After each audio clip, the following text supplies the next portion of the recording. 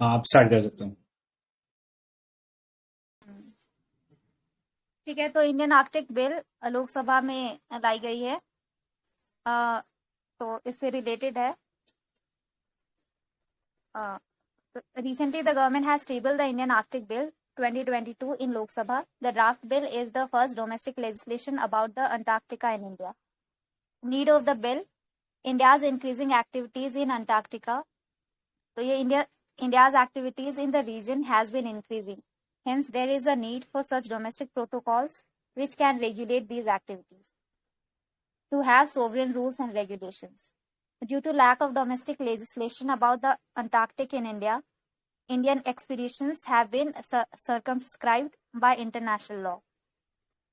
तो ये हमने देखा कि कोई नेशनल लॉ नहीं था जो इंटरनेशनल लॉज के साथ कॉम्प्लाई कर सके, तो इसलिए ये बिल लाई गई है। ठीक है। Enforcement of the Antarctica treaty: the treaty of 1959, which India is a signatory of, makes it mandatory for all the member countries to have provisions to prevent or check unlawful activities at their research stations. Hence, the bill provides validity to the treaty. ठीक है, तो जितने भी research activities चल रहे हैं different countries के, तो उनमें एक रेगुलेशन की जरूरत है। तो जितने भी कंट्रीज पार्टिसिपेट कर रहे हैं रिसर्च प्रोजेक्ट में, तो उनके एंड से एक नेशनल लॉज बनने चाहिए जिससे एक्टिविटीज रेगुलेट हो सके। ठीक है। Extending jurisdiction of Indian courts to Antarctica: तो बिल के अंडर है कि currently there is no recourse for crimes committed during any Indian expedition including crimes against the environment. Therefore, it has become important to extend the jurisdiction of Indian courts for such crimes. तो Indian courts का jurisdiction extend किया है कि Antarctic laws, जो national laws है, उसके under जो भी बनेंगे वो इंडियन कोर्ट्स है उनको जुरिस्डिक्शन होगा कि उनके मतलब कोई भी क्राइम होता है इन्वायरमेंट रिलेटेड, तो उसके अगेंस्ट जजमेंट दे सके, अगेंस्ट या फेवर वट एवर होगा। ठीक है। फिर हाँ, अबाउट अंटार्कटिका: तो world's fifth largest southern most and is the driest, windiest, coldest and iciest continent.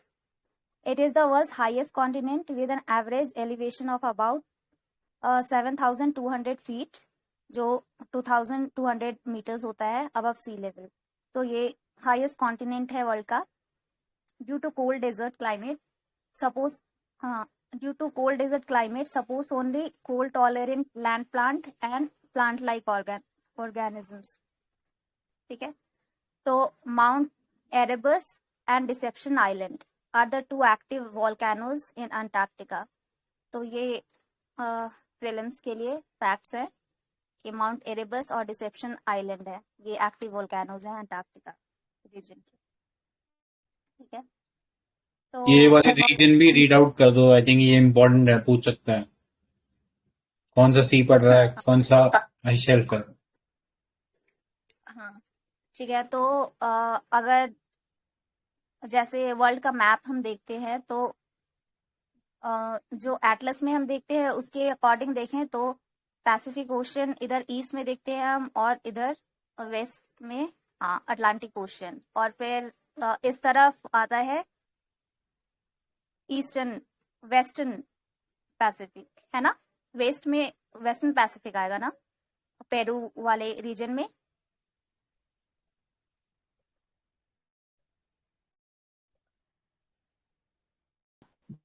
Correct है। हाँ, ठीक है।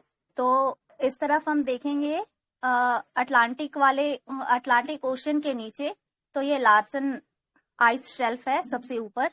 फिर उसके ईस्ट में होगा वेडल सी। ठीक है। और फिर मेन जो सेंटर है वो अंटार्कटिका का, वो है रॉनी आइस शेल्फ।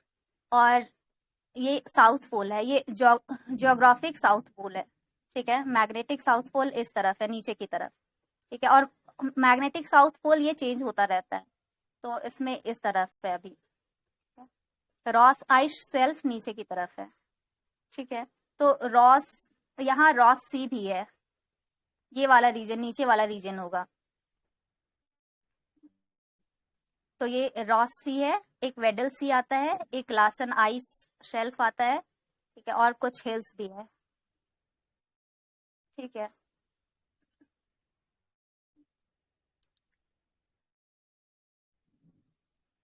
हाँ, की प्रोविजंस ऑफ बिल, तो एप्लीकेबिलिटी है, provisions applicable to any Indian or foreign person, vessel or aircraft that is involved in any Indian expedition to Antarctica.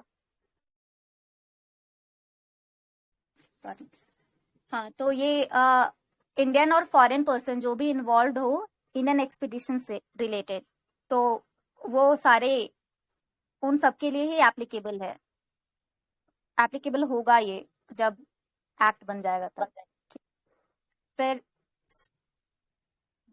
establishment of a committee on Antarctic governance and environmental protection chaired by the Secretary of Ministry of Earth Science along with 10 members and 2 experts by the Union Government.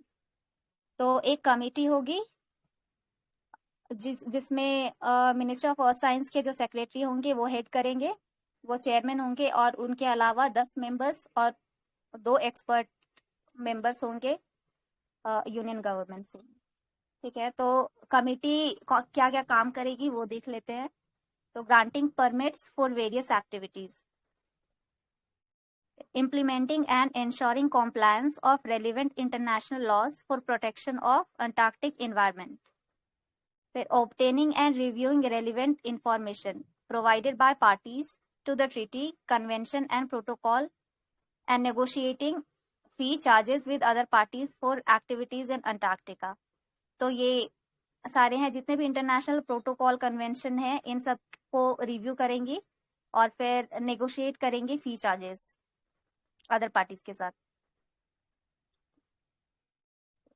Permit system, तो a permit system by the committee और written authorisation from another party to the protocol other than India will be required for various activities such as, तो एक permit system होगा कि इन सब कामों के लिए एक परमिट या फिर रिटर्न अग्रीमेंट वो इशू किया जाएगा, तो ये एक काम कमेटी करेगी इन सब का। तो उसमें है entering and staying in Antarctica, mineral resource activities like drilling, dredging और एक्सकेवेटिंग फॉर मिनरल रिसोर्सेज और collecting samples of mineral resources, introduction of non native animals and plants और microscopic organisms into Antarctica, removal of biological specimen or any other sample from Antarctica, activities which may harm native species, waste disposal in Antarctica or discharge into the sea, ठीक है। तो ये सारे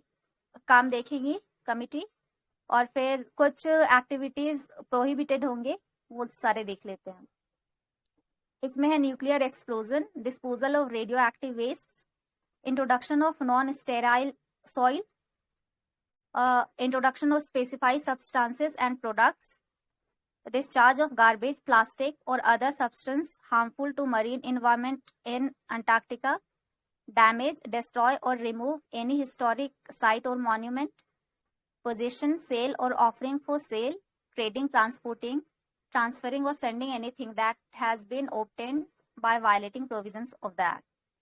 तो ये सारी चीजें नॉर्मल है। नॉन स्टेराइल सॉइल का इंट्रोडक्शन ये प्रोहिबिट किया गया है ताकि जो भी सॉइल में माइक्रो ऑर्गेनिजम्स होते हैं या माइक्रोब्स होते हैं तो वो किसी नॉन नेटिव स्पीसीज को वो प्रोड्यूस ना कर सके, और उसके वजह से वहाँ के जो नेटिव ऑर्गेनिजम्स है उनको हार्म ना हो, इसलिए इसे बैन किया गया।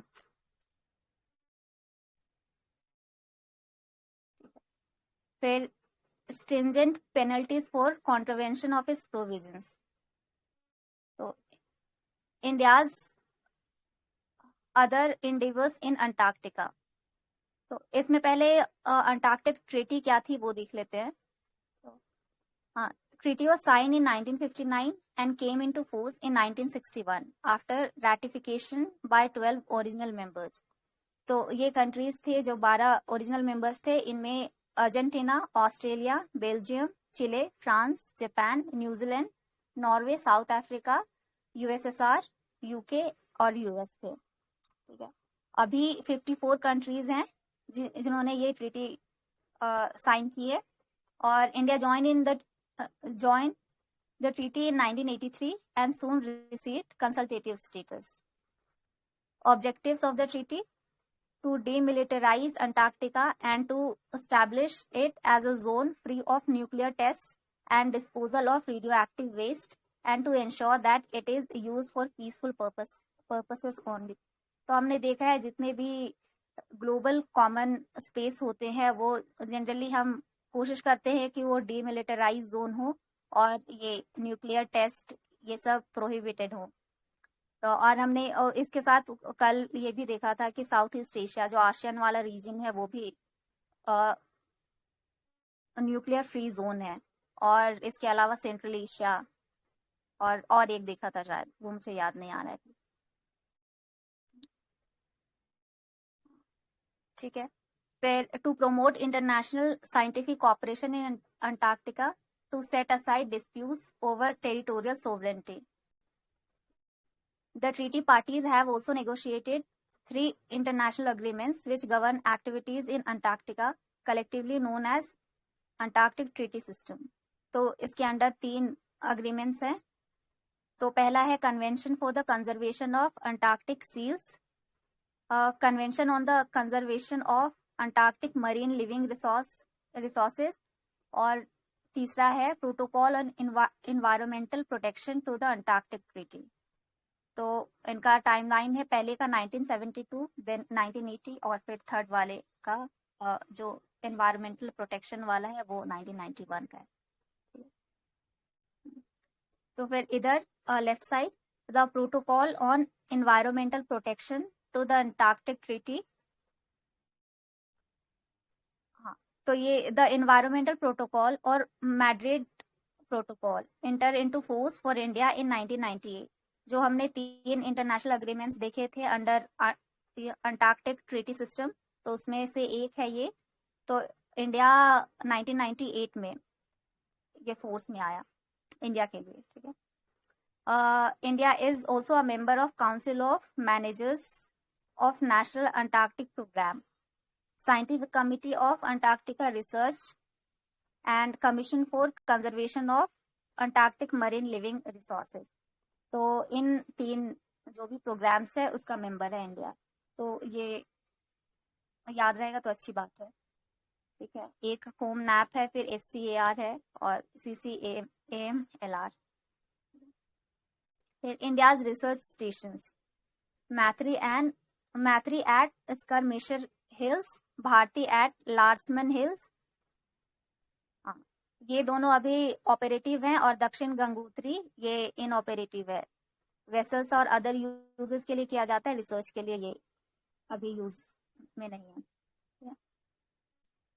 The Antarctic operation of India are currently funded from the budget allocated to the ministry of earth science under relevant head. तो बजटरी एलोकेशन होता है जो भी मिनिस्ट्री ऑफ अर्थ साइंसेस का के लिए जो एलोकेटेड अमाउंट है उसका कोई एक पर्टिकुलर अमाउंट इसके लिए अंटार्कटिक ऑपरेशन के लिए जाता है। ठीक है, तो बिल में क्या ऑफेंस है, हाँ क्या ऑफेंस है, उसका पनिशमेंट क्या है वो। तो न्यूक्लियर एक्सप्लोजन इन अंटार्कटिका ये ऑफेंस माना जाएगा। कोई कुछ कह रहा है क्या?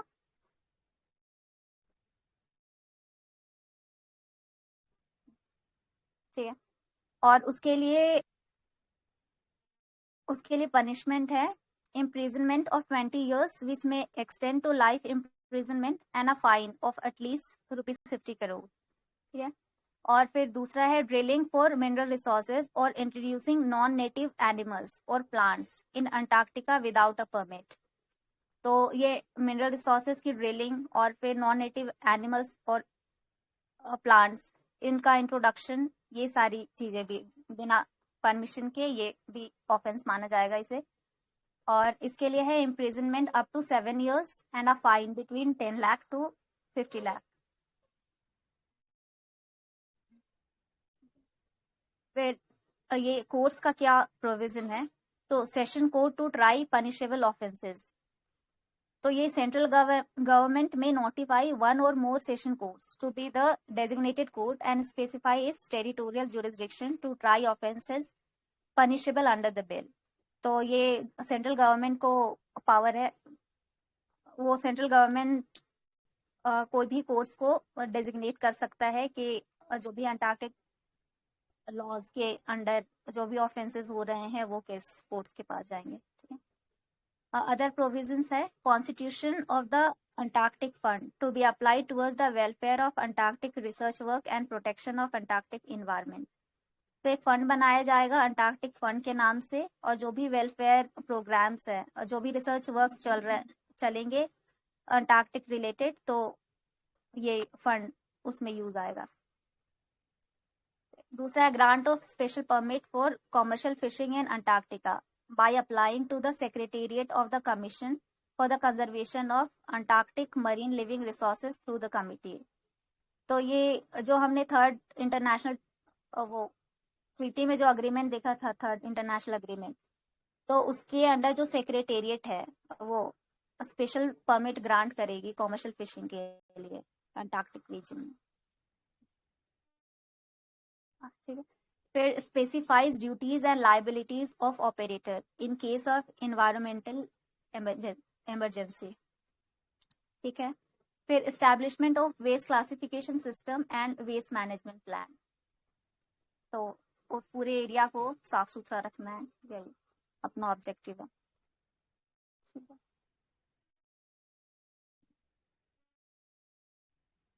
फिर इससे रिलेटेड न्यूज है, तो ice shelf collapses in eastern Antarctica amid soaring temperatures. So for the first time since wide availability of satellite images, scientists observed breakup of Conger ice shelf in eastern Antarctica. तो ये ice shelf हमने इसके अलावा और एक देखा Ross ice, हाँ Ross ice shelf, और एक ऊपर देखा था क्या है एक बार ऊपर करना, क्या बोला? रॉनी। हाँ रॉनी, हाँ एक रॉनी आइस शेल्फ देखा, लार्सन आइस शेल्फ देखा और रॉस आइस शेल्फ। ठीक है, तो ये सारे हैं, और एक कॉनगर देखा, तो ये अंटार्कटिक रिलेटेड है। It is happening due to rising temperatures with both north and south pole seeing warmer than average temperature despite opposite seasons. ठीक है, तो ये तो हमें पता है कि ग्लोबल टेम्परेचर राइज हो रहा है, इसकी वजह से आइस मेल्ट हो रही है दोनों पोल्स में। Also, a new research highlighted that Antarctica is approaching a climate tipping point by 2060. When Antarctic ice could begin melting at a runaway rate. तो हमने टिपिंग पॉइंट्स देखा है कि points where any small change could push the earth system into abrupt और irreversible change. ठीक है, तो ये इसके लिए 2060 के बाद वो एक्सेलरेट कर जाएगा वो रेट मेल्ट होने का। Globally, we have 9 climate tipping points with the Antarctic ice sheet as one of them. तो ये राइट साइड में दिया हुआ है कि वो 9 क्लाइमेट टिपिंग पॉइंट्स क्या क्या हैं। तो पहला है अमेज़न रेन फॉरेस्ट, ठीक है, दूसरा है आर्कटिक सी आइस, जिसमें अमेज़न में वो फ्रिक्वेंटली हमें ड्रॉट्स के सिचुएशन देखने को मिलते हैं। आर्कटिक सी आइस है जो रिडक्शन इन एरिया, तो ये भी हमने देखा है। फिर Atlantic circulation in slow down since 1950s, तो ये हमने AMOC में पढ़ा है कि आइस मेल्ट हो रही हैं नॉर्थ पोल रीजन में, और उसकी वजह से फ्रेश वाटर ऐड हो रहा है, जिससे वाटर की जो सैलिनिटी है वो डिक्रीज हो रही है, जिससे उसकी सिंकिंग कैपेसिटी है वो डिस्टर्ब हो रही है, इससे पूरा सर्कुलेशन सिस्टम बिगड़ रहा है। फिर बोरियल फॉरेस्ट, तो Fyers and boreal forest fires and paste changing, तो ये हम नॉर्थ अमेरिका में देखते हैं। वहाँ आई थिंक टाइगर को ये टाइगर फॉरेस्ट भी बोला जाता है ना बोरियल को। हाँ राइट है। हाँ, तो फॉरेस्ट फायर के केसेस हमें देखने को मिल रहे हैं।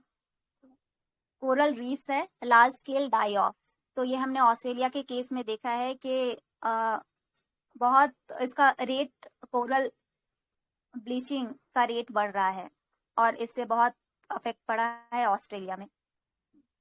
ग्रीनलैंड आइस शीट है, आइस लॉस एक्सेलरेटिंग, ठीक है। फिर परमाफ्रॉस्ट, ये थाविंग। यहाँ परमाफ्रॉस्ट हमें पता है कि जो सॉइल का लेयर है जो परमानेंटली फ्रोजन रहता है वो अब मेल्ट हो रहा है, तो जिससे आई थिंक मीथेन एमिशन बढ़ता है और उससे फिर ग्लोबल वार्मिंग में और एडवर्स इफेक्ट पड़ता है। यही है ना परमाफ्रॉस्ट हाँ यही है। मतलब। फिर वेस्ट अंटार्कटिक आइस शीट है, आइस लॉस एक्सेलरेटिंग, और विल्केस बेसिन है, east Antarctica ice loss accelerating. तो ये सारे रीजन्स जितना हमने अंटार्कटिका देखा वो याद रखना। यहाँ और एक ऐड हो रहा है विल्केस बेसिन, तो ईस्ट अंटार्कटिका में। ठीक है। राइट ठीक है, तो इम्पोर्टेंट है इस बार मेंस के लिए भी, आप एक्सपेक्ट कर सकते हो इसको। और नेक्स्ट ईयर जो प्री होगा उसमें भी डायरेक्ट बेयरिंग है इस पूरे टॉपिक का। ठीक है, सो करंट अफेयर एस्पेक्ट भी पता होना चाहिए और जो स्टैटिक एस्पेक्ट है इसके रिगार्डिंग वो भी पता होना चाहिए। ठीक है, तो सारा एनवायरनमेंट भी कवर हो गया, इंटरनेशनल रिलेशन भी आई थिंक इसमें कवर हो गया। तो काफी एक इंटरडिपेंडेंट टॉपिक है, एक बार देख लेना, आर्टिकल काफी अच्छा था। नेक्स्ट पे चलते हैं, इंडिया यूएस रिलेशन। सो अभी फोर्थ डायलॉग जो है इंडिया और यूएस के बीच में हुआ। ठीक है, हाँ बोले। संजय एक मिनट। हाँ हाँ, इसके अलावा यूरोपियन यूनियन एको कर रहा है क्या? इसके अलावा यूरोपियन यूनियन का एक वेडल सी को वो मरीन प्रोटेक्टेड एरिया बनाने का वो है, को स्पॉन्सर कर रहा है यूरोपियन यूनियन, तो उसको इंडिया ने सपोर्ट किया है। तो अपने आंसर में ये लिखा जा सकता है, ठीक है, मेंशन किया जा सकता है, बस इतना ही। ठीक है, कूल है, तो ये भी याद रखे ना। नेक्स्ट चलते हैं, इंडिया यूएस रिलेशन। तो अभी फोर्थ 2+2 डायलॉग हुआ है इंडिया यूएस के बीच में। ठीक है, सो बाकी कंट्रीज बता सकते हो जिनके साथ इंडिया 2+2 डायलॉग करता है, कौन कौन सी कंट्रीज है वो? जापान, ऑस्ट्रेलिया, एक और भी है, रशिया भी है।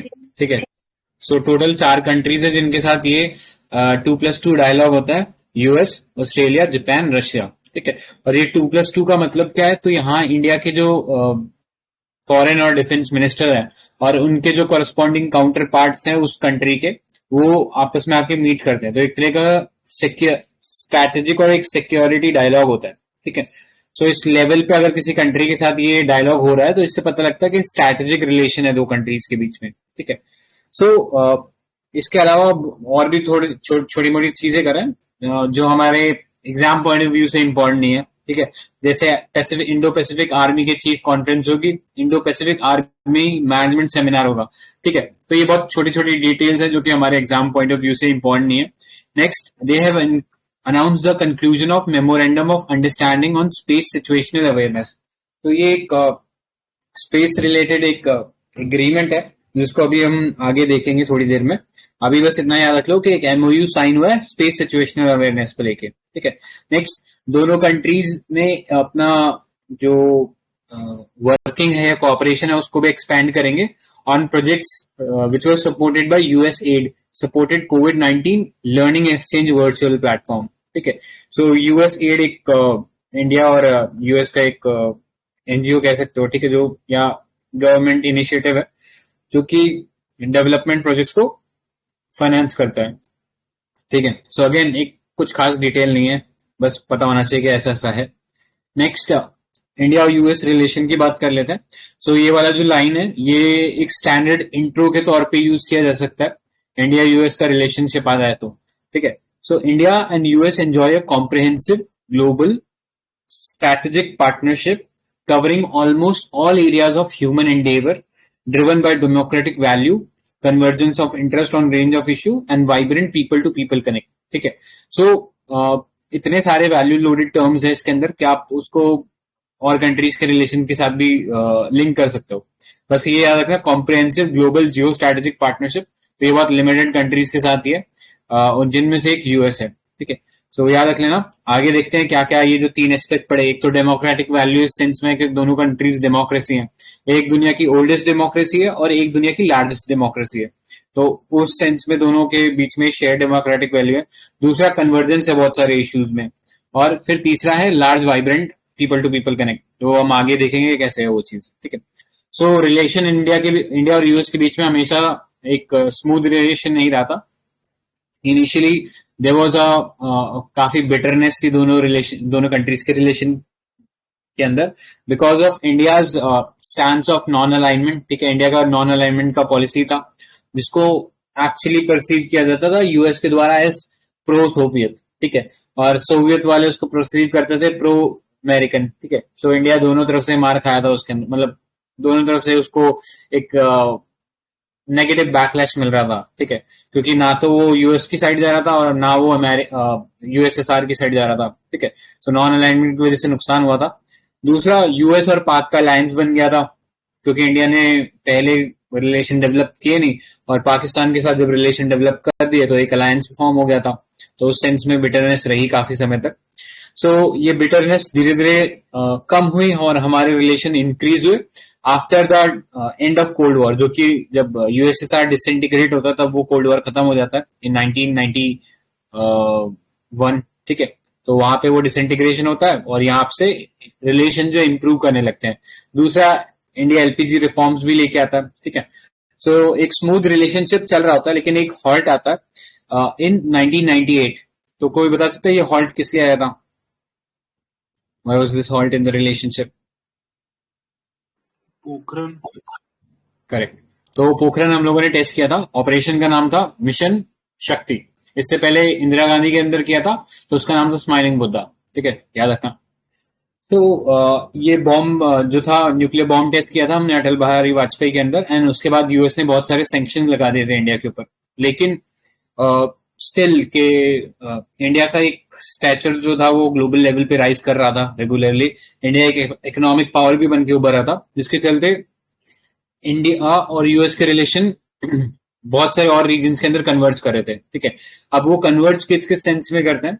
तो पहला है that US wanted to prevent Asia being dominated by single power. तो पहले वो यूएसएसआर था और अब वो चाइना है. ठीक है. मतलब एनिमी जो डोमिनेट कर सकता है, पोटेंशियल एनिमी, तो वो सेम चीज यूएस भी चाहता है और वो सेम चीज इंडिया भी चाहता है. ठीक है.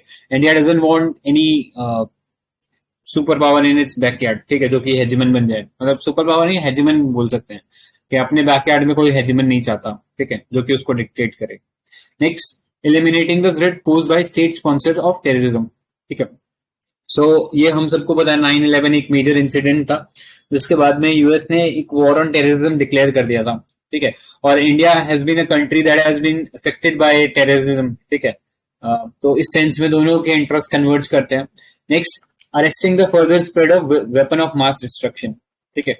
सो इस रीजन में चाहता है, यूएस भी चाहता है और इंडिया भी चाहता है कि वेपन्स ऑफ मास डिस्ट्रक्शन ना स्प्रेड हो, तो वो भी एक एरिया ऑफ कन्वर्जेंस है. और दूसरा है protecting global Commons, specially three lens of communication. ठीक है. जो फ्री इंडो पैसिफिक विजन जो है या फ्री इंडो पैसिफिक नेविगेशन जो है, वहां पे भी दोनों कंट्रीज का इंटरेस्ट कन्वर्ज करता है. ठीक है. So these are the areas of convergence. कुछ छोटे मोटे और इश्यूज मिलेंगे कन्वर्जेंस के, बट ब्रॉडली यही 4 एरिया कह सकते हैं जहां पे हम कन्वर्ज करते हैं. ठीक है. फर्दर, अभी रिसेंटली कोविड-19 पैंडेमिक की वजह से दोनों कंट्रीज के बीच में रिलेशन इंप्रूव हुए. चाइना का increasing stature at the global level, जिसके चलते दोनों कंट्रीज में और इंटीग्रेशन हुआ है. इनफैक्ट क्वाड के अंदर हम लोग शामिल हुए, तो कहीं ना कहीं चाइना का उसके अंदर हाथ है. ठीक है. सो ये कुछ रीजन्स हैं जिनकी वजह से अभी रिसेंटली रिलेशनशिप बढ़ रहा है. ठीक है. फिर फर्दर एरियाज ऑफ एंगेजमेंट की बात करें तो पहले बात करते हैं trade and economic relations. So US is India highest trading partner. ठीक है. अभी उसने चाइना को भी टेक ओवर कर लिया और यूएस टॉप पोजीशन पे आ गया. ठीक है. बायलेटरल ट्रेड की बात करें तो bilateral trade in goods and services stood at 146 billion in 2019। 2020 में वो और बढ़ा, ठीक है, and accounted for 2% of US merchandise trade and about 12% of merchandise trade for India. Okay. So India was the United States 11th largest overall good trading partner, and United States was the largest, India's largest merchandise export destination. ठीक है. So country wise भी बात करें तो I think सबसे ज्यादा export हम लोग यूएस को ही कर रहे हैं अभी, ठीक है. सो सेंस में इंपॉर्टेंट है. दूसरा, एफडीआई के टर्म्स में बात करें तो यूएस ने अभी रिप्लेस कर दिया है मॉरिशस को, और इंडिया का second largest source of FDI destination बन गया है, ठीक है. और इंडिया से भी टॉप 5 जो टॉप इन्वेस्टमेंट जाती है बाहर है, ठीक है, इंडियन एफडीआई, उसके अंदर भी यूएस टॉप 5 कंट्रीज के अंदर आता है, ठीक है. सो ये याद रख सकते हो, ये काफी इंपॉर्टेंट फैक्ट है कि एक तो लार्जेस्ट ट्रेडिंग पार्टनर है और सेकेंड लार्जेस्ट एफडीआई सोर्स है इंडिया के अंदर आने वाला, वो यूएस से आता है. फर्स्ट लार्जेस्ट कौन सा है एफडीआई सोर्स इंडिया के अंदर, बता सकता है? हाँ, करेक्ट, सिंगापुर है, ठीक है. तो आगे चलते हैं. इंटरनेशनल कॉपरेशन की बात करें तो ये कंट्रीज बहुत सारे मल्टीलेटरल फोरम्स में एक साथ कॉपरेट करती है, चाहे वो यूएन हो, G20 हो, आसियान का रीजनल फोरम हो, आईएमएफ हो, वर्ल्ड बैंक हो, डब्ल्यूटीओ हो. इनफैक्ट अभी रिसेंटली क्वाड भी हम लोगों ने फॉर्मलाइज कर दिया है, ठीक है. सो क्वाड में कौन कौन है? इंडिया, जापान, यूनाइटेड स्टेट्स और ऑस्ट्रेलिया, ठीक है. सो यहाँ पे भी ये लोग पार्टिसिपेट करें. और इस क्वाड का बेसिक विजन क्या है? Vision is free, open and inclusive Indo Pacific region, ठीक है. तो ये अपने आप में एक वैल्यू लोडेड टर्म है, डायरेक्टली आपसे ये आप आंसर में यूज कर सकते हो, तो एक अच्छा लेवल बनेगा आपका आंसर का, ठीक है. तो इस टाइप के वैल्यू लोडेड टर्म्स पे थोड़ा ध्यान देना. नेक्स्ट चलते हैं डिफेंस कॉपरेशन. तो सबसे एक इमर्जिंग एरिया ऑफ कन्वर्जेंस दोनों कंट्रीज के बीच में वो है डिफेंस, ठीक है. सो अभी रिसेंटली एक new framework for India US defence cooperation was renewed for a period of 10 years in 2015. फिर यूएस ने रिकॉग्नाइज किया है इंडिया को as major defence partner in 2016. तो ये एक इंपॉर्टेंट स्टेटस है. इस स्टेटस के थ्रू इंडिया जो है बहुत सारी क्लासिफाइड जो डिफेंस टेक्नोलॉजी है अब वो यूएस से ले सकता है, ठीक है. तो उस सेंस में ये वाला टैग मिलना इंडिया के लिए एक बहुत अच्छा बात है, ठीक है. इसके अलावा 4 फाउंडेशनल एग्रीमेंट साइन कर रखे हैं इंडिया और यूएस ने, जिनमें से सबसे पहले साइन हुआ था जिसोमिया, ठीक है. फिर हुआ था साइन लमोवा साइन हुआ था, logistic exchange memorandum of association in 2016. फिर कॉमकासा साइन हुआ था इन 2018, जो कि एक कम्युनिकेशन एग्रीमेंट है, कम्युनिकेशन कंपैटिबिलिटी एग्रीमेंट है. और फिर लास्ट में अभी अक्टूबर 2020 के अंदर हमने बेका साइन किया था. बेका क्या है? Basic exchange and cooperation agreement. इसके अंदर पिन पॉइंट जियो स्पेशियल इंफॉर्मेशन मिलेगी. तो हमारे कहीं पे भी अगर हमको प्रिसीजन स्ट्राइक करना है, मतलब हमें किसी मिसाइल से अक्रॉस द वर्ल्ड या किसी टेररिस्ट को स्ट्राइक करना है, तो उससे हमें यूएस से इंफॉर्मेशन मिलेगी, ठीक है. तो ये 4 एग्रीमेंट्स थे. इसके अलावा इंडस्ट्रियल सिक्योरिटी एग्रीमेंट है, जिसके थ्रू जो यूएस की जो प्राइवेट कंपनीज थी वो पहले सिर्फ इंडिया के पब्लिक सेक्टर यूनिट्स को वो टेक्नोलॉजी दे रही थी, लेकिन ये इंडस्ट्रियल सिक्योरिटी एग्रीमेंट के थ्रू ये यूएस की जैसे प्राइवेट कंपनी हो गई, जैसे कि बोइंग हो गई जो कि आई थिंक शिनूक हेलीकॉप्टर बनाता है, या फिर ये आई थिंक अगस्ता वेस्टलैंड, ये सब कंपनीज जो है इंडिया के साथ जो डिफेंस उनकी टेक्नोलॉजी है वो इंडिया की प्राइवेट कंपनीज के साथ भी शेयर कर सकते हैं, ठीक है. पहले जो जिसोमिया साइन किया था, जनरल सिक्योरिटी एक्सचेंज एग्रीमेंट जो था, उसके अंदर केवल पीएसयूज के साथ हो सकता था, लेकिन अब गवर्नमेंट चाहती है कि हमारा जो प्राइवेट सेक्टर है वो भी डेवलप हो. तो उस सेंस में इंडस्ट्रियल सिक्योरिटी एग्रीमेंट जो वो एक अमेंडमेंट था जिसोमिया में, और अब प्राइवेट कंपनीज के साथ भी ये टेक्नोलॉजी शेयर की जा सकती है, ठीक है. सो ये याद रखना. नेक्स्ट, बहुत सारी बायलेटरल एक्सरसाइजेस करते हैं, युद्ध अभ्यास, वज्र प्रहार. इसके अलावा एक ट्राई सर्विस एक्सरसाइज है, ठीक है. माइंड यू, ये डिफरेंस बायलेटरल मतलब 2 कंट्रीज के बीच में, ट्राई सर्विस मतलब इंडिया की तीनों सर्विस, नेवी, एयरफोर्स और मिलिट्री जो है वो पार्टिसिपेट करते हैं. सिमिलरली यूएस की जो तीनों ट्राई सर्विसेज है वो भी पार्टिसिपेट करती है टाइगर ट्रायम्फ में.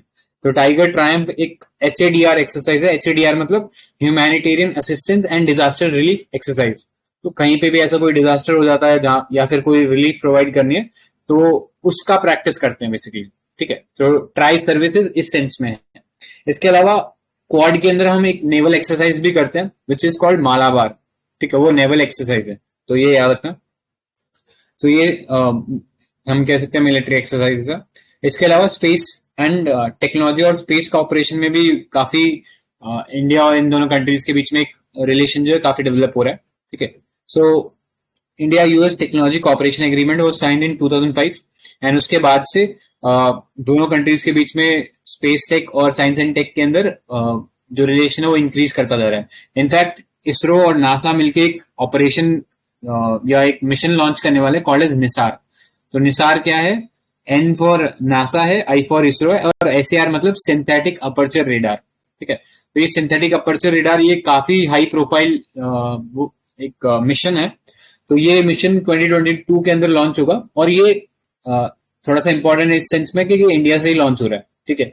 सो इसरो और नासा मिलकर बना रहे हैं, लेकिन लॉन्च ये इंडिया में होगा और ये नियर पोल ऑर्बिट जो है मतलब पोलर ऑर्बिट के अंदर रोटेट करेगा, ठीक है, क्योंकि ये रिमोट सेंसिंग सैटेलाइट है और वो हमेशा लो अर्थ ऑर्बिट में होती है और low earth orbit mostly polar orbit ही होती है, ठीक है। सो ये याद रखना। सो इसमें सिंथेटिक अपर्चर रेडार यूज होगा that will measure changes in the surface of the earth, मतलब बिल्कुल माइन्यूट से माइन्यूट चेंज होता है अगर अर्थ की सरफेस में, तो उसको भी मॉनिटर कर लेगा, तो इससे बहुत हाई रेजोल्यूशन इमेज मिलेगी, ठीक है। और ये जो एसएआर है, ये एसएआर टेक्नोलॉजी जो है, ये चाहे दिन हो या रात हो वो आपको इमेज लाकर दे सकती है, ठीक है। फर्दर ये ग्लोब को हर 12 दिन के अंदर उसका पूरा का पूरा जो स्कैन है वो करके देगा हमको, और ये मिशन का जो टाइम पीरियड है वो 3 साल का रहेगा। तो वो अर्थ के अंदर लैंड का मूवमेंट हो गया, आइस शीट का मूवमेंट हो गया या सी आइस का मूवमेंट हो गया, उन सबको हाई रेजोल्यूशन में हमको लाकर देगा, ठीक है। तो ये मिशन थोड़ा इंपॉर्टेंट है, साइंस एंड टेक में शायद और कवर करेंगे, बट देख लेना 2022 लॉन्च डेट है इसका। ऑलराइट, आगे चलते हैं। Diaspora, people to people tie एक बहुत इंपॉर्टेंट एरिया जहाँ पे हम लोगों के रिलेशन जो है कन्वर्ज करते हैं। जो इंडियंस हैं 4.2 मिलियन इंडियंस या Indian origin people are living in US. In fact India की जो यूएस की जो वाइस प्रेसिडेंट है वो भी इंडियन ओरिजिन की है, कमला हैरिस, ठीक है। So overall third largest ethnic Asian ethnic group है यूएस के अंदर इंडियंस। सबसे पहला चाइनीज है, दूसरा फिलिपिनो है और तीसरा इंडियंस है, ठीक है। तो उस सेंस में भी इम्पोर्टेंट है। एंड बहुत सारे जो यहाँ की टेक कंपनीज है सभी के हेड इंडियंस ही है, चाहे वो सन टेक बोलो या फिर गूगल बोलो या माइक्रोसॉफ्ट बोलो या अमेरिकन एक्सप्रेस बोलो, इन सब के जो हेड है वो इंडियंस ही है, ठीक है। So other areas of cooperation include education, health, energy, cyber security, civil nuclear cooperation. तो सिविल न्यूक्लियर कॉपरेशन हमें पता है 2008 का डील था जिसके थ्रू इंडिया और यूएस जो थे वो कॉपरेट करने वाले थे न्यूक्लियर कॉपरेशन के अंदर, जिसके थ्रू इंडिया के अंदर न्यूक्लियर पावर प्लांट बने थे। वो nuclear power plant wasting house बनाने वाला था। वेस्टिंग हाउस एक यूएस कंपनी है जो कि ये पावर प्लांट्स और ये पावर सेक्टर के अंदर काम करती है, लेकिन आई थिंक रिसेंटली बैंकरप्सी के लिए फाइल किया था तो वो बन ही नहीं पाए बेचारे मिशन, ठीक है। और दूसरा, इस सिविल न्यूक्लियर डील से इंडिया को ये फायदा मिला कि उसे एनएसजी जो था एनएसजी से वेवर मिल गया था, ठीक है। यानी वो टेक्नोलॉजी ले सकता था without coming under scrutiny from NSG, ठीक है, न्यूक्लियर सप्लायर ग्रुप। तो ये था, और उससे 3 और एग्रीमेंट के रास्ते खुल गए थे हमारे लिए, वाजिनार एग्रीमेंट, एमटीसीआर और ऑस्ट्रेलिया ग्रुप। वो एग्रीमेंट्स हमने देख लिया पहले ही, तो अभी डिस्कस नहीं करेंगे। नेक्स्ट, चैलेंजेस भी देखना जरूरी है, क्या क्या चैलेंजेस है। तो सबसे बड़ा चैलेंज इकोनॉमिक स्पेयर में। इनफैक्ट हमने रिसेंटली पढ़ा था कि यूएस एक रिपोर्ट निकालता है, स्पेशल 301 रिपोर्ट, ठीक है। इसके अंदर इंडिया को प्रायोरिटी वॉच लिस्ट में रखा गया था, जिसके अंदर इंडिया को इसलिए रखा गया था क्योंकि इंडिया पे ये इल्जाम लगा था कि यहाँ पे पेटेंट का चोरी होता है, इंटेलेक्चुअल प्रॉपर्टी राइट्स की चोरी होती है, उनको प्रोटेक्शन नहीं किया जाता, ठीक है, और वो इजीली इंडियन कंपनीज को मिल जाती है, ठीक है। तो इसलिए प्रायोरिटी वॉच लिस्ट में रखा था। दूसरा, बहुत सारे इन्वेस्टमेंट ट्रेड बैरियर्स हैं, ठीक है, जैसे कि ई कॉमर्स को पॉलिसीज को लेके इफ यू रिमेम्बर फ्लिपकार्ट के साथ इश्यू हो गया था।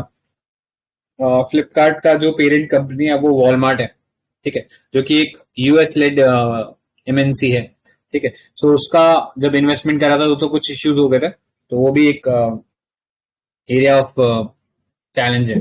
नेक्स्ट, एक low scale low intensity trade war हो गया था जब डोनाल्ड ट्रंप ने इंडिया का डेवलपिंग स्टेटस जो था उसको चैलेंज करके इंडिया को जो जीएसपी मिल रहा था, जनरलाइज सिस्टम ऑफ प्रेफरेंसेस, उससे विड्रॉ कर लिया था। ठीक है, तो इंडिया ने भी रेसिप्रोकल टेरिफ्स लगाए थे, फिर यूएस ने वापस रेसिप्रोकल टेरिफ्स लगाए थे इंडिया के स्टील के ऊपर। ठीक है, सो वो कुछ इश्यूज रहे थे, लेकिन एक लो स्केल कह सकते हैं कि ये ट्रेड वॉर था, not in comparison with what India US और चाइना डिड। ठीक है, सो ये याद रखना। नेक्स्ट, स्ट्रैटेजिक और सिक्योरिटी स्पेयर में भी कुछ चैलेंज है। तो इंडिया अभी भी मतलब ऑल्दो उसने नॉन अलाइनमेंट उतना स्ट्रांगली नहीं परस्यू करा, बट अब India is pursuing strategic autonomy. वो नहीं चाहता कि वो कंप्लीटली यूएस के साथ इन्वॉल्व हो जाए। ठीक है, it does not want to do that, and वही चीज जो है थोड़ा थोड़ा यूएस को खटकता है। इंडिया जो है it wants multipolar world. Multipolar world मतलब कि इसके अंदर जो हेजिमन है, या जो एक बोलते हैं ना ग्लोबल पुलिसमैन है, वो मल्टीपल लोग हो, ना कि कोई एक कंट्री हो। ठीक है, सो इंडिया का एक मल्टीपोलर विजन है जो कि is not consistent with US. ठीक है, यूएस चाहता है कि वो वर्ल्ड हेजिमन बना रहे एंड बाकी सब कंट्रीज उसके वेसल रहे, या तो उसके साथ हो या उसके अगेंस्ट हो, वो यूएस का विजन है। तो इंडिया उसमें फिट नहीं होना चाहता, इसीलिए थोड़ा सा एक स्ट्रैटेजिक इश्यू रहता है। फर्दर यूएस ने अभी विड्रॉ कर लिया अफगानिस्तान से, तो उसकी वजह से जो काउंटर टेररिज्म कॉपरेशन चल रहा था इंडिया और यूएस के बीच में, वो भी डिफिकल्ट हो गया। फर्दर काटसा करके एक एक्ट है जो कि यूएस के कांग्रेस ने पास किया था, एंड इस एक्ट के थ्रू जितने भी एडवर्सरी हैं यूएस से, अगर आप उनसे ट्रेड या कुछ ऐसा असिस्टेंस ले रहे हो तो आपके ऊपर सैंक्शन लग सकते हैं। तो 3 कंट्रीज कौन कौन सी है जिससे अगर आप जिनको एडवर्सरी डिक्लेयर किया गया इस एक्ट के अंदर, तो पहला है रशिया, दूसरा ईरान, तीसरा है नॉर्थ कोरिया। ठीक है, सो इनफैक्ट रशिया और ईरान के साथ तो इंडिया के काफी अच्छे रिलेशन थे। ठीक है, इनफैक्ट रशिया से तो अभी भी रिलेशन है, ईरान से हमने पेट्रोल लेना बंद कर दिया बिकॉज ऑफ दिस काटसा एक्ट। ठीक है, सिमिलरली रशिया के साथ भी प्रॉब्लम चल रहा था कि India wanted to purchase S-400 missile system, तो ऐसा लग रहा था कि उसके ऊपर भी काटसा लग सकता है, लेकिन आई थिंक रिसेंटली वेवियर दे दिए गए इंडिया को। ठीक है, तो ये याद रखना। और वो लगा क्यों रहे थे, क्योंकि यूएस का ऐसा मानना था कि S-400 अगर ये इंडिया लेता है तो एक सब्सटैंशियल ट्रेड हो रहा है जो कि यूएस नहीं चाहता, दूसरा इंटर ऑपरेबिलिटी थी इनके प्लेटफॉर्म्स के बीच में। ठीक है, इंडिया ने बहुत सारे इक्विपमेंट परचेज किए यूएस से, तो वो जो इंटर ऑपरेबिलिटी रहती है वो भी कहीं ना कहीं कॉम्प्रोमाइज हो सकती थी। दूसरा डाइवर्जेंस है WTO इश्यूज के ऊपर। तो इनफैक्ट यूएस ने कई बार चैलेंज किया इंडिया का डेवलपिंग स्टेटस, इंडिया और चाइना का डेवलपिंग स्टेटस को बार बार यूएस ने चैलेंज किया। ठीक है, तो वो एक इश्यू है। दूसरा बहुत सारे और भी इश्यूज रहते हैं, ठीक है, छोटे मोटे, तो वो देखते रहना, वो आते रहते हैं, तो अभी निटिग्रिटीज में जाने की जरूरत नहीं है। नेक्स्ट चलते हैं रोड अहेड। ठीक है, सो ऑल्दो ये छोटे मोटे इश्यूज चलते रहते हैं, मतलब अभी माइक्रोस्कोपिक लेवल पे ये इश्यूज काफी बड़े लग सकते हैं, लेकिन एक मैक्रोस्कोपिक या लॉन्ग टर्म व्यू देखें तो ये इश्यूज इतने बड़े नहीं है। उल्टा लॉन्ग टर्म व्यू जो है दोनों कंट्रीज का काफी ज्यादा पॉजिटिव है। स्ट्रैटेजिक रिलेशनशिप डेवलप हो गया, चाहे वो फिर इकोनॉमिक सेंस में हो या स्ट्रैटेजिक डिफेंस सेक्टर में हो, सब जगह इनके रिलेशन डेवलप हो चुके हैं। ठीक है, और फिर पीपल टू पीपल कन्वर्जेंस हमने देखा ही है, वो भी एक इम्पोर्टेंट रोल प्ले करता है। ठीक है, next turning challenges into opportunities. तो बहुत सारे अभी क्वाड बनने के बाद इंडिया को काफी सपोर्ट मिला यूएस की तरफ से। ठीक है, जैसे कि एक वैक्सीन मैन्युफैक्चरिंग का और ग्लोबल डिस्ट्रीब्यूशन का सपोर्ट मिला यूएस की तरफ से। ठीक है, और इनफैक्ट यूएस ने कई सारे वेवर दे रखे हैं इंडिया को, जैसे काटसा से वेवर दे दिया है, और इंडिया का जो क्लाइमेट नेट जीरो एमिशन वाला जो कमिटमेंट है उससे भी वेवर दे रखा है। ठीक है, सो उस एरियाज में काफी सारे पोटेंशियल एरियाज बनते हैं जहां पे दोनों कंट्रीज अपने रिलेशंस को और इम्प्रूव कर सकते हैं। ठीक है, next managing difference by understanding each other concern. ठीक है, तो वो जनरल एंडिंग में हम लोग ऐसे ही बोलते हैं कि हाँ डायलॉग करना चाहिए ताकि दोनों के बीच में जो भी डिफरेंसेस है उनको आयरन आउट कर सके। ठीक है, सो यही चीज है कि इंडिया का जो चाबार वाला जो एक्सेप्शन था वो विड्रॉ कर लिया था। ठीक है, लेकिन अभी भी एक टर्मिनल के ऊपर इंडिया को अलाउड है, ठीक है, ट्रेड करना चाबार के अंदर। सो एक टर्मिनल याद होगा, शहीद बिश्ती एक टर्मिनल हम लोगों ने पढ़ा था, वो चाबार पोर्ट पे एक टर्मिनल है। ठीक है, सो इंडिया को एक टर्मिनल अलाउड है यहाँ पे यूज करना। Further India's inescapable dependence on Russian arms, तो वो भी यूएस ने रिकॉग्नाइज किया, इसीलिए काटसा से वेव दिया था। ठीक है, so going forward the government of India should consider devoting some diplomatic capital to negotiate possible solution toward sanctions. Next, India expects greater openness from United States to cooperation and understanding India's need in emerging areas such as digital tech and e-commerce. And lastly, there is also a need for deeper appreciation of Indian values that emanates from India's unique history and politics. ठीक है, so इतना था overall इसके अंदर. किसी को कुछ और ऐड करना है इंडिया यूएस रिलेशन में?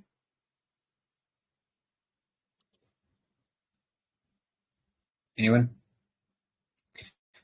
ठीक है, तो काफी इंपॉर्टेंट है. Last time I think mains के अंदर इंडिया अफ्रीका पूछा था. ठीक है, तो अब मेरे को लगता है कि यूएस पूछ ही लेगा. इंडिया यूएस रिलेशनशिप देख लेना इस बार, थोड़ा इंपॉर्टेंट है. ऑलराइट, नेक्स्ट पे चलते हैं. तो प्रसाद सर, आपकी बारी थी स्पेस सिचुएशनल अवेयरनेस पे. नहीं, प्रशासन ने अपनी अपॉर्चुनिटी मिले निसार कर दी. अच्छा,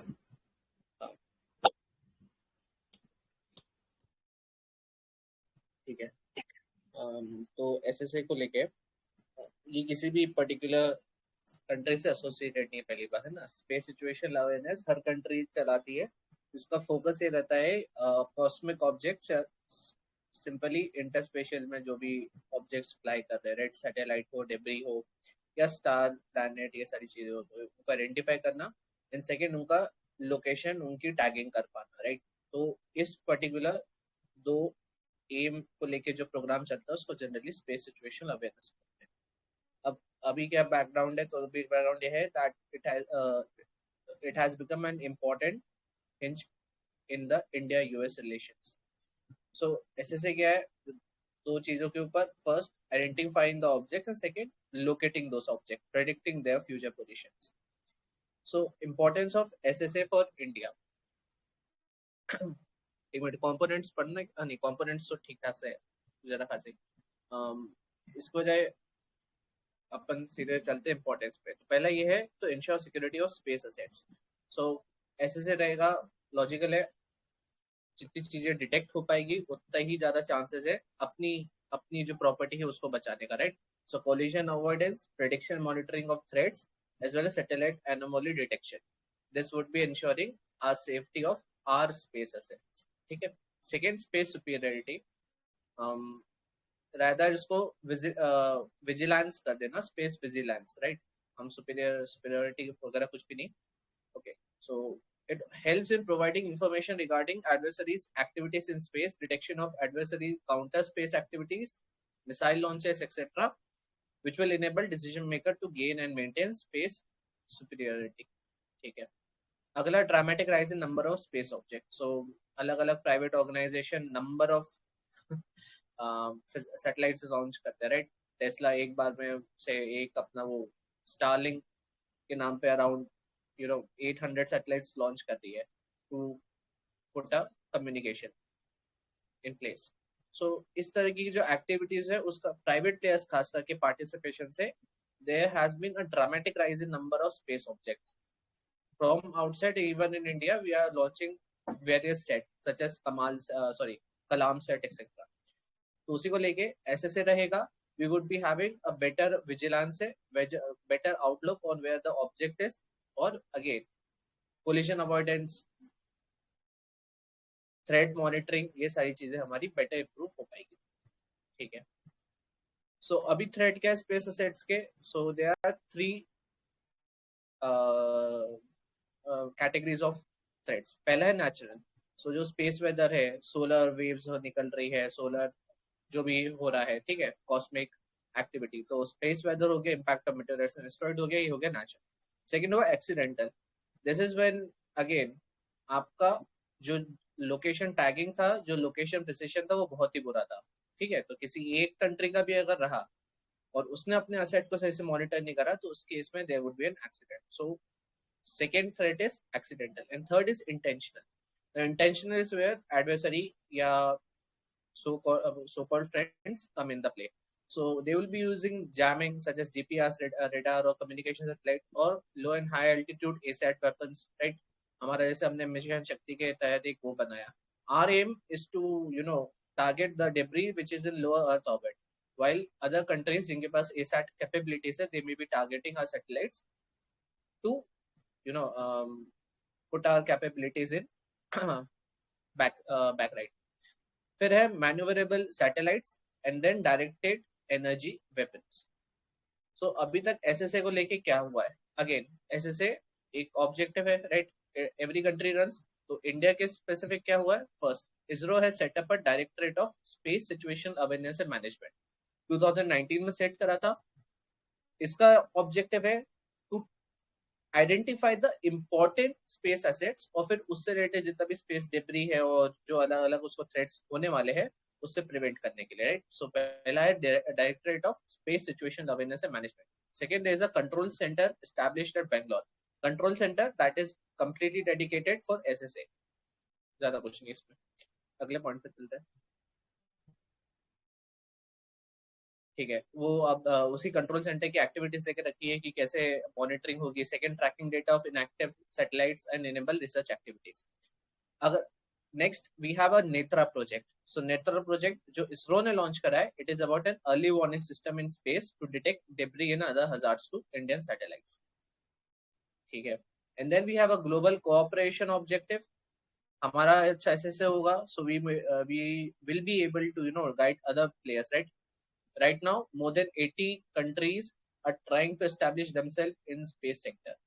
So, उस रिगार्ड में if we have a good SSA system, हम other countries को भी assist कर पाएंगे। ठीक है, it could be on altruistic point या फिर पैसे का लेन देन करके, right? So, in all, there would be a global cooperation achieved. And finally, we have a multi-object tracking radar. So currently used for proximity analysis, but when used in conjunction with Netra and a dedicated command center, it could drastically improve the observation accuracy of space assets. So last वाला एक तरीके से complete कर रहा है that along with Netra and command center, this could lead to a better SSA. इतना ही है इस particular article. ठीक है। अच्छा, एक क्वेश्चन पूछता हूँ। कैसलर सिंड्रोम इसी पूरे एरिया से रिलेटेड है, तो क्या होता है कैसलर सिंड्रोम?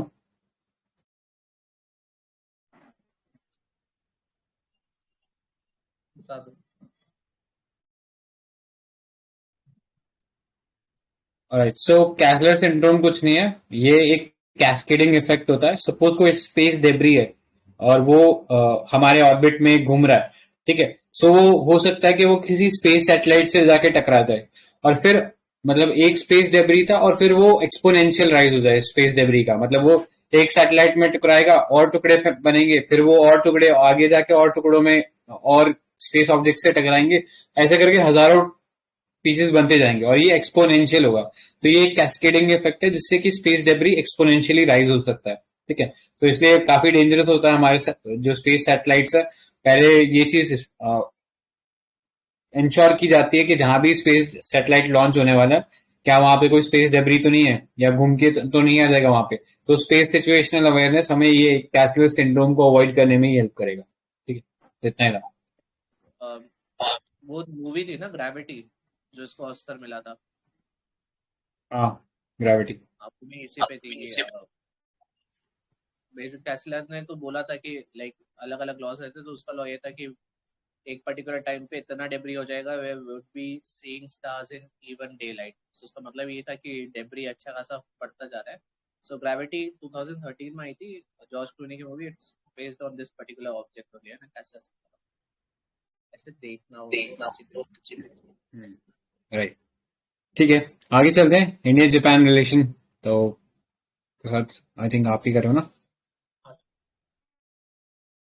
ठीक है, तो रिसेंटली 70 इयर्स कंप्लीट हो गए इंडिया जापान रिलेशंस को। सो उसी बैकग्राउंड में क्वाड भी हुआ था। तो हिस्टोरिकल रूट्स क्या है? ये बुद्धिज्म से रिलेटेड है। 6th सेंचुरी के आसपास बुद्धिज्म का जो स्प्रेड स्टार्ट हुआ था, वहां से कह सकते हैं इंडिया जापान का एक कनेक्ट स्टार्ट होता है एंड हिस्टोरिकल रूट्स वहीं पे लाई करते हैं, राइट? सो बौद्धि सेना, सॉरी, इंडियन मॉन्क बुद्धि सेना इन 1752 एडी, राइट? उन्होंने जब कनेक्ट करा था इंडिया और जापान, वहां से स्टार्ट हुए। And then we have various other Indians associated, जैसे स्वामी विवेकानंद हो गए, नेताजी सुभाष चंद्र बोस हो गए, सॉरी जेआरडी टाटा हो गए, है ना? एक मिनट, हाँ। देन उसके बाद आते हैं थोड़ा सा रिसेंट टाइम में। So after world war 2 India one of the first country थी जिसका जापान ने एक ट्रीटी साइन करी थी, right? So we know that वो राइजिंग सन एम्पायर मूवमेंट जो पूरा था जापान का, that brought a lot of criticisms, और उसके चलते Japan is still paying some countries the money, the amount which deems to be, एक तरीके से apology money है वो, right? So at 1950s Japan was very weak, ठीक है? उसको ये नहीं पता था इकोनॉमी कैसे चलाना है, उसका एक तरह से ग्लोबल बायकॉट हो चुका था।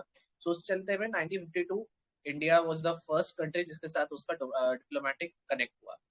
नेहरू जी ने स्टार्ट करा था, वहां से रिपीट हुआ है 1952 officially are diplomatic relation started. Now 1991 क्यों इंपॉर्टेंट है? Because till 1980s whatever meet were happening, they weren't official, right? एक सिंपल मीटिंग होती है where one PM visits another PM, right? जैसे वो नवाज शरीफ का बर्थडे था, सो हमारे पीएम उनको हैप्पी बर्थडे बोलने गए थे, that is a meet, but that is not a VIP meet. India Japan में वीआईपी मीट स्टार्ट होती है 1980 से, and when the VIP meets start, it basically points out that this is the point where diplomatic relations have officially begun. Now, moving on, 1991 में crisis आया. Japan was among the few countries that bailed India out of the balance of payment crisis. So we know IMF का structure क्या है. कोई भी country जब भी apply करती है लोन के लिए, IMF is the middleman, right? It connects other countries with the loanee, right? तो यहाँ पे इंडिया को लोन चाहिए था, उसने आईएमएफ को रिक्वेस्ट करा, तो आईएमएफ ने जब ये रिक्वेस्ट अपने फोरम में डाली, Japan was one of the few countries that help India to come out the balance of payment crisis.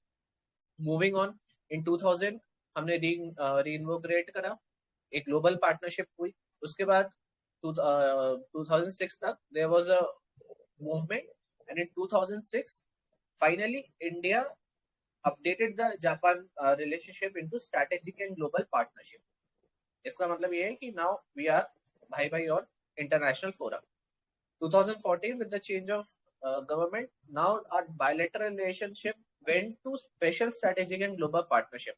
इसका मतलब ये है that in most of the cases, if there is a stand of Japan and if there is a stand of India, there is 90% similarity, दोनों का stand same होने वाला है, right? This special strategic and global partnership basically reflects the synergy both countries में आ चुकी है. And finally in 2017 हमने जो Act East Forum establish करा, it in a way elevated our relationships with Japan and other India-Japan collaborations under the rubric of India's Act East policy and Japan's free and open Indo-Pacific vision, right? है ना? So free and open Indo-Pacific vision is a must to remember in this particular case, because now China has also identified the Indo-Pacific vision, right? इसका मतलब है कि अब वो भी एक तरह से डिनोट करेगा उसको. So it has been a victory and it is an important part both prelims and mains wise. ठीक है, आगे चलते हैं. So अब 70 years में हम लोगों ने कौन से एरियाज में कैसे कैसे कोऑपरेट करा उसको लेके. So first economic and commercial cooperation. So we have a CEPA, a comprehensive economic partnership agreement between both of the countries since 2011, right, which provides a boost to bilateral trade. तो 2011 के आसपास inflation अच्छा खासा था, agriculture थोड़ा सा boost up था, तो उस दौरान हमने सेपा रखा, which elevated the bilateral trade, right? Remember कि इसके पहले जो फर्स्ट अपन बोलेंगे कॉन्टैक्ट इन इकोनॉमिक और कमर्शियल कोऑपरेशन में था, that was when Japan was, मतलब just after world war 2 Japan required something to build its economy upon. तब इंडिया वाज आयरन प्रोवाइडिंग एक तरीके से country, right? So India was exporting iron, Japan was purchasing it, and you can say that the most of that infrastructure development या economy development was mostly basis on the iron given by India to the Japan. ठीक है. Coming to present, Japan is one of the largest investors in India with nearly $35 billion of FDI. Okay, Japan is also the biggest bilateral donor to India, with Japanese official development assistant ODA extended to some of the major infrastructure projects, right? So एक Ahmedabad Mumbai high speed rail चल रहा है. Then we have a Delhi Mumbai industrial corridor, right? So in such India's infrastructure projects, Japan का official development assistant is acting as an important partner. And then COVID-19 में जब supply chain disruptions occur हुए थे, at that particular point of time, India, Japan, and Australia, they came along to form Supply Chains Resilience Initiative और या SCRI. ठीक है. अब आते हैं डिफेंस एंड स्ट्रेटेजिक कोऑपरेशन पे. सो वी नो इंडिया का एक स्टैंड है चाइना के अगेंस्ट. हालांकि इंडिया रशिया का अच्छा दोस्त है, सो उस कारण से कॉन्वोलेटेड स्पेस हो जाता है सी ऑफ जापान, राइट. सो यहाँ पे 4 मेन पार्टनर्स है, सॉरी प्लेयर्स है. Japan, north Korea, Russia, China north Korea की थ्रू एक्ट कर रहा है, इसलिए चाइना को तो काउंट नहीं करेंगे. And then we have South Korea, right. So in actual 5 players, but China और नॉर्थ कोरिया एक ही टीम के. सो उसी रिस्पेक्ट में डिफेंस और स्ट्रेटेजिक कोऑपरेशन में क्या क्या है. पहला, इंडिया एंड जापान का एक अपना परमानेंट मेंबरशिप ऑफ यूएनएससी के लिए G4 बना के रखा हुआ है, जिसमें जर्मनी और ब्राजील के साथ they are demanding a permanent seat in UNSC. Then we have 2+2 dialogue. So foreign and defence ministerial dialogue that we have started with Japan. I think Japan was the first country जिसके साथ हमने 2+2 held करा था, कि US था वो, Japan ही था ना. चेक करना पड़ेगा, मैं चेक करके बताता हूँ. अगला फिर हमारा क्वाड है, राइट, जिसका मेन फोकल पॉइंट है free and open Indo Pacific. Moving on cultural relations, तो फर्स्ट कल्चरल एग्रीमेंट एक 1957 में हुआ था. उसके बाद सिस्टर कंट्री, सिस्टर सिटी, ये सारे कंसेप्ट्स के थ्रू हमारा कल्चर रिलेशनशिप चल रहा है जापान के साथ. Then we have skill development. So Japan has set up around 12 Japan India institute of manufacturing, and then Japan has offered to train 30,000 Indian youth in Japanese style manufacturing in the next 10 years. So it is estimated कि अभी वहाँ पे around 40,000 Indians रहते हैं Japan, right? So उस background में we have two main skill development institutions working over there. Moving on, we have some major armed forces exercise between two nations. So पहला है naval exercise, जिसमें है GMAX, ये Japan India military maritime exercise started in 2012. We have Malabar, the naval exercise. Then we have army exercise. So army में है धर्मा गाजियर, और उसके बाद एयर फोर्स एक्सरसाइज, जिसमें है शिन्यो मैत्री. ठीक है. अब मैंने वो चेक किया तो हाँ, मैंने वो चेक किया तो वो यूएस है ओल्डेस्ट, 2+2 में. अच्छा, यूएस पहला.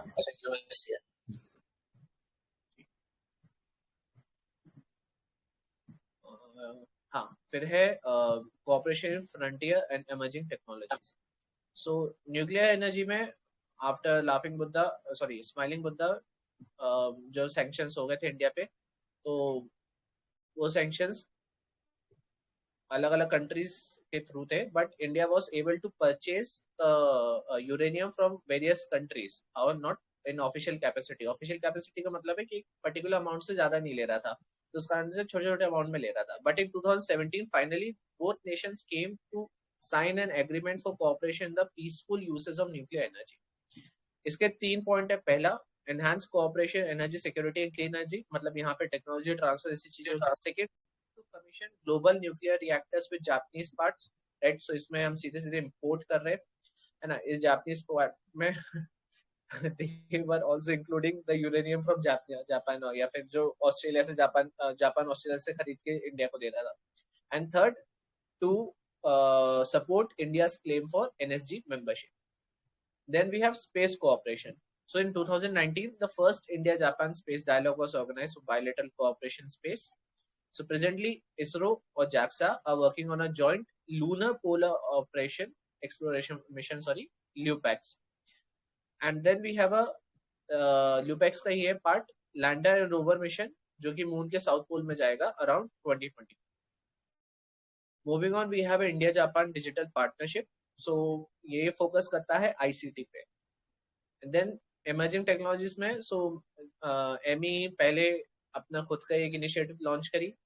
सो उसी बैकग्राउंड में देन जापान के, and then we have a new India Japan emerging technology and innovation fund established in 2019, है ना, specifically to invest in emerging technology such as AI.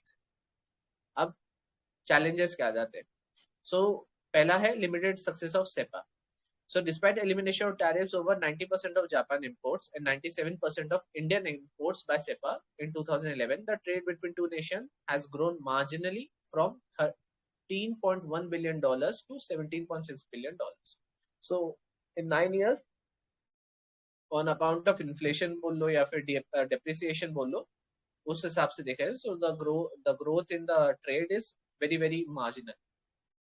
Then we have a rising trade imbalance. So after initial pickup in Indian exports, the trade deficit between two nations has increased.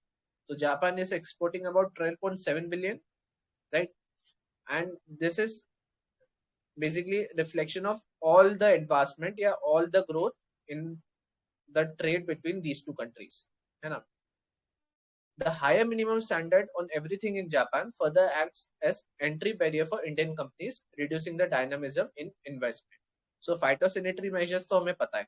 उसके अलावा आ जाता है higher minimum standards. सो ये जो minimum standards है, इस कारण से इंडिया का ट्रेड मोर और लेस वही रह रहा है ना, वाइल जापान का अच्छा खासा इंक्रीज हुआ है due to CEPA. So CEPA has been a one sided victory in short.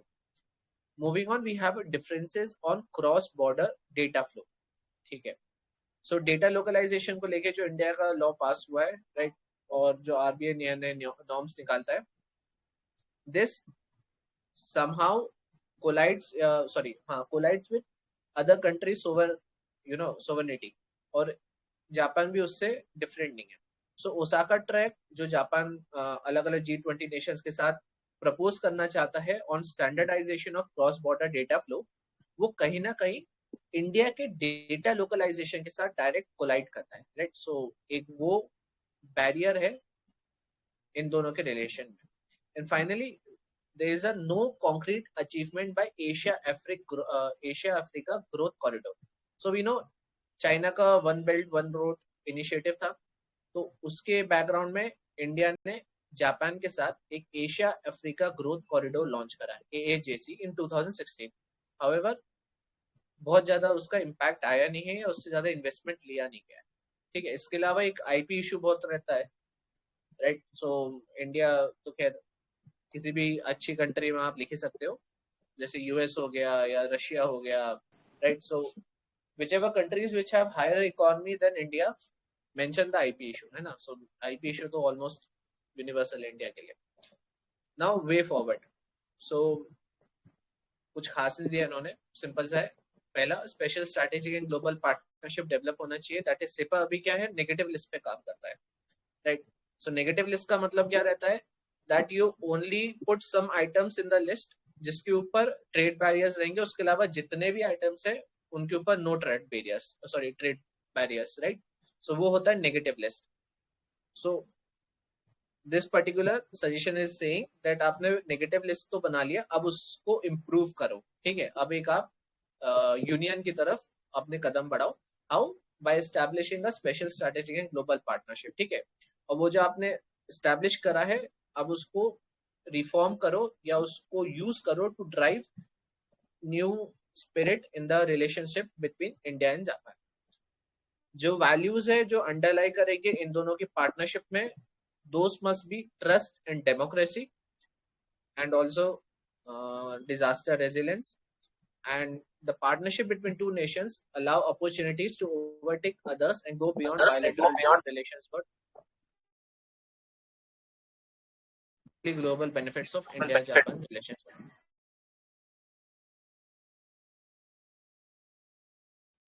ठीक है. सो किसी को कुछ और ऐड करना है क्या इसके अंदर?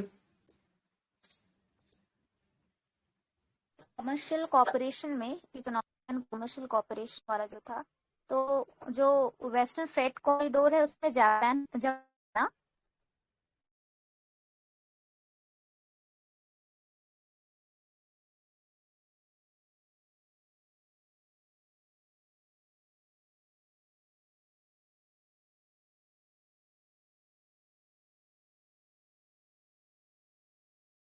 नहीं है क्या? मैम वापस रिपीट करना. हाँ, मैं बोल रही हूँ जो वेस्टर्न फ्रेट कॉरिडोर अपना, तो उसमें जापान वो फंड कर रहा है ना. अच्छा, फ्रेट कॉरिडोर वाले में वो तो क्योंकि डिफेंस वाला है तो हो सकता है कर भी रहा हो ना भी कर रहा हो. अरे वो ये चीज लिखी है ना यहाँ पे, दिल्ली मुंबई इंडस्ट्रियल कॉरिडोर, तो ये वही वेस्टर्न फ्रेट कॉरिडोर ही तो है. Okay. जिस जिसको वो जी का फंड कर रहा है, जी का याद ही होगा ना, जापान हाँ इन्वेस्टमेंट कोऑपरेटिव, ठीक है। तो वो फंड कर रहा है, और ईस्टर्न वाले को हम लोग आई थिंक वर्ल्ड बैंक से फंड करा रहे हैं, हाँ वर्ल्ड बैंक है इसमें। ठीक है। सो और किसी को कुछ ऐड करना है क्या?